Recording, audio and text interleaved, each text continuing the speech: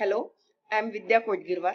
I am going to explain you what is the concept of operating system and what are the basic functions of the operating system. Under this topic, we are going to study operating system concept, then operating system objectives, then what are the different types of layers in the computer system, then different services provided by the operating system, different functions of the operating system, then types of the operating system, and how one can enhance the operating system. Basically, operating system is nothing but a program which controls the execution of the application program. It means operating system is interface between user and application software, application hardware, system hardware. Then there are many functions of the operating system, like it provides the user interface. Different types of interfaces are provided by the different operating system. Then OS is used to execute the various programs. Then for process scheduling, OS is useful.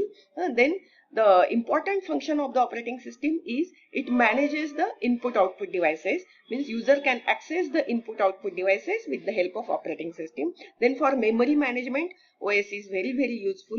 Then another one more function of the operating system is file system management and directory system management for the large data storage. Now here you just take a minute and think on the question, that is, what are the different input output devices used in computer system?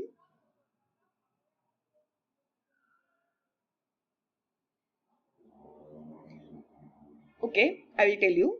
The different input output devices are like mouse, keyboard, then mic, and output examples for the output devices is monitor, speaker, printer, scanner. Actually, scanner is an input device, it's not output device. Then in addition to above, operating system has some more functions like graphical user interface.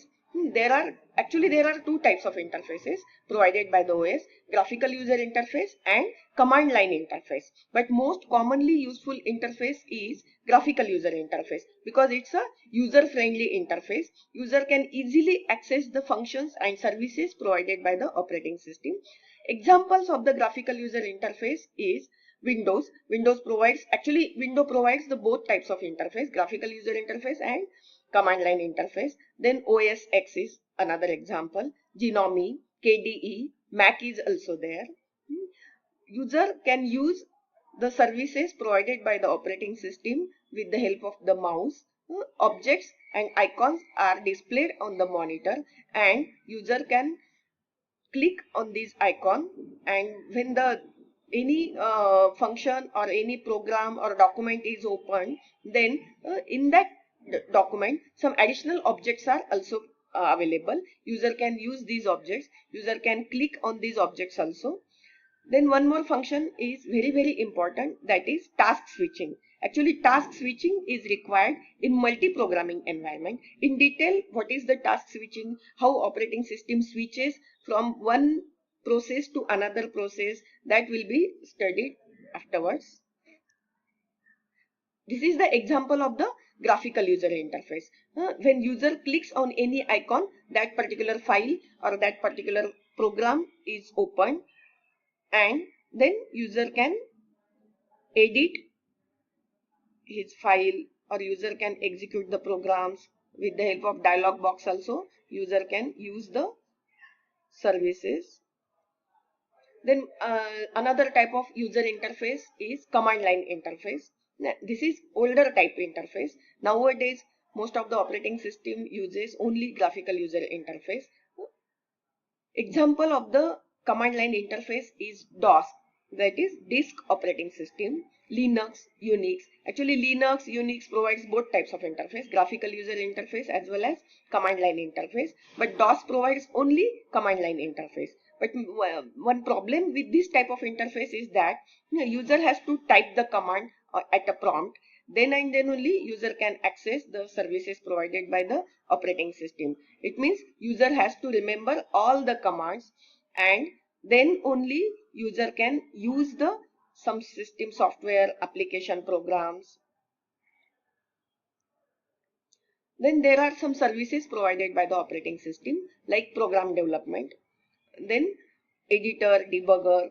In different application software, actually editors and debuggers are provided, and these editor, debugger, linker, locator, all these softwares are required for the program development. Then program execution is also important task of the operating system. Then operating system is useful to access the input output devices. Means with the help of operating system, user can access the all input output devices. Then user can access the file system, directory system with the help of the operating system. Now here also take a minute and think on the question. Can you list down other services provided by the operating system?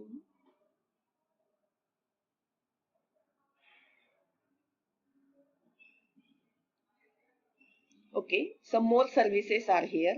In addition to above, the operating system is useful for error detection, and according to that error, OS has to give the response. Examples of the errors are like internal and external hardware errors.